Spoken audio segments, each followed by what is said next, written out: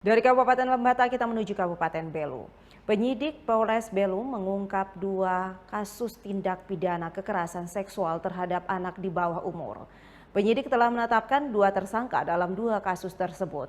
Tersangka terancam hukuman paling singkat 5 tahun penjara dan paling lama 15 tahun penjara. 2 pelaku pemerkosaan anak di bawah umur, masing-masing Adrianus Manektae alias Ardi 30 tahun dan Agustinus Kehi 39 tahun, ditangkap polisi dan ditetapkan sebagai tersangka. Kedua tersangka ditangkap dan diamankan aparat kepolisian setelah sempat buron selama beberapa bulan. Salah satu tersangka, Adrianus Manektae alias Ardi, terbukti melakukan tindak pidana persetubuhan dengan korban berinisial SH, usia 16 tahun. Tersangka melakukan pemerkosaan dengan korban lebih dari 1 kali, di tempat berbeda dan waktu berbeda, yakni 10 April 2020 dan Juni 2020.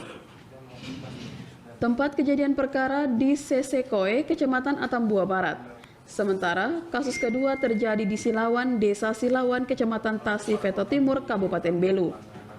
Tersangka berikutnya, yakni Agustinus Kehi, 39 tahun, terbukti melakukan tindak pidana pemerkosaan dengan korban berinisial ODY, usia 14 tahun.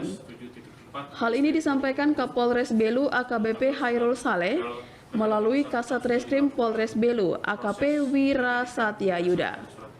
AKP Wira menjelaskan saat penyelidikan modus yang dilakukan para tersangka adalah memberikan iming-iming barang berupa celana dan baju yang kini telah disita sebagai barang bukti.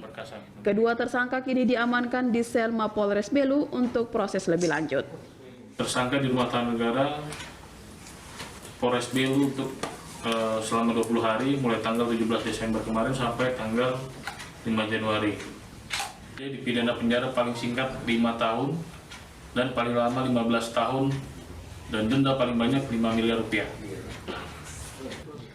Kedua tersangka melanggar pasal 81 ayat 2 Undang-Undang Republik Indonesia Nomor 17 Tahun 2016 tentang penetapan Perpu Nomor 1 Tahun 2016 tentang perubahan kedua atas Undang-Undang Nomor 23 Tahun 2002 tentang perlindungan anak.